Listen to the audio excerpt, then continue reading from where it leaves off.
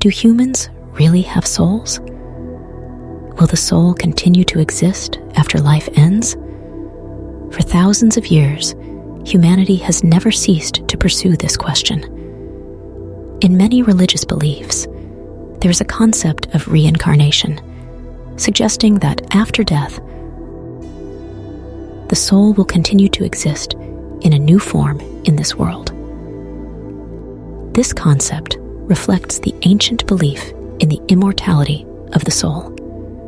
However, with the development of modern science, people have gradually gained new insights into the soul. In the year 2020, physicist Roger Penrose received the Nobel Prize in Physics for his contributions to the study of black holes. However, this award sparked significant controversy within the scientific community. This was because Roger Penrose, a physics professor, had been researching a highly unconventional theory for nearly 2 decades, which he referred to as quantum consciousness. He also believed that after death, the soul would leave the human body and continue to exist in the universe. These ideas were considered by most scientists to belong to the realm of theology or mysticism rather than science. Consequently, they believed that awarding the prestigious Nobel Prize, representing the highest honor in the scientific community, to such an individual would damage the rigor of science. Nevertheless, the Nobel Committee ultimately stood by its decision and awarded this legendary scientist the prize. So, what is Penrose's concept of the quantum soul? Penrose's research on the soul can be traced back to his childhood. In August 1931, Roger Penrose was born in Essex, United Kingdom. His father was the renowned human geneticist, Lionel Penrose, and his mother was a highly accomplished physician. Due to the influence of his parents' professions, he had an exceptional understanding of life, death, and scientific concepts. In his early 20s, he gained recognition as a mathematical genius at the University of Oxford by discovering and describing numerous mathematical theorems. He later ventured into the field of physics, where he collaborated with Stephen Hawking in developing the mathematical structure theory of modern cosmology.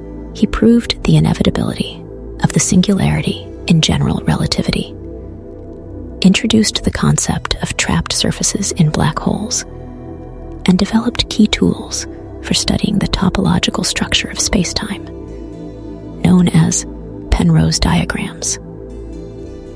Penrose's achievements in mathematics and physics earned him numerous awards, and he was knighted by Queen Elizabeth II in 1994. However, this highly accomplished scientist gradually lost himself in the depths of quantum mechanics.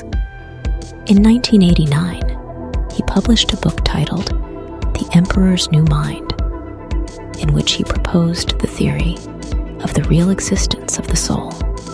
For those familiar with quantum mechanics, the most counterintuitive concepts are quantum entanglement and superposition. Penrose believed that no matter how advanced electronic computers became, they could never produce consciousness or a soul, because traditional computers were fundamentally based on mechanical computational logic. In contrast, he saw the human brain as more akin to a quantum computer operating with quantum bits, qubits, that allowed for simultaneous computation of both 0 and 1. For example, when a person contemplates whether to eat a hamburger or an apple, it's not a sequential process of thinking about the hamburger first and then the apple. Rather, both thoughts occur simultaneously. At that moment, the quantum state is entangled.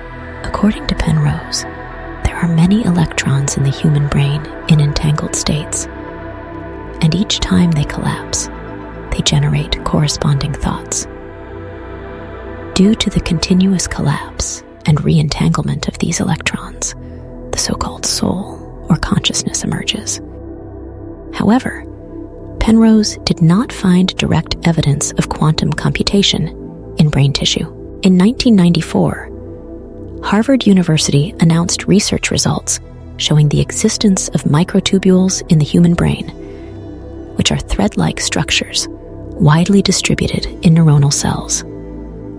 These structures possessed properties similar to quantum superposition, suggesting that they could exist not only in the human brain, but also simultaneously in any region of the universe.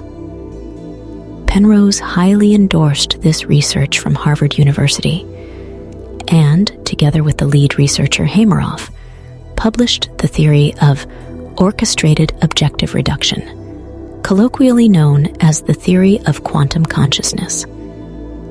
If this theory were to hold, it would mean that consciousness could exist separately from the body in the universe, bearing a striking resemblance to traditional notions of the soul.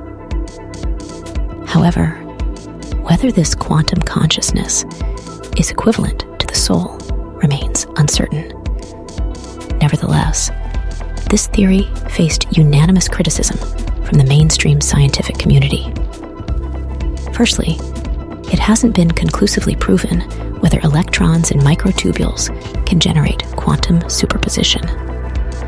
Additionally, according to studies by neuroscientists, the cerebellum contains a substantial number of neurons and microtubules. Yet, severe damage to the cerebellum does not significantly affect a person's consciousness. So, the theory of quantum consciousness has never been embraced by the mainstream scientific community.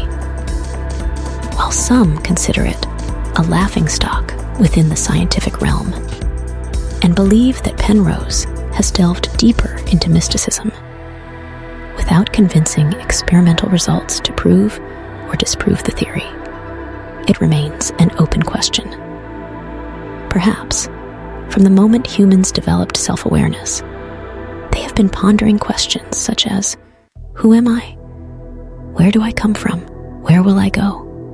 It is through fields like theology, philosophy, and science that we seek answers to these ultimate questions.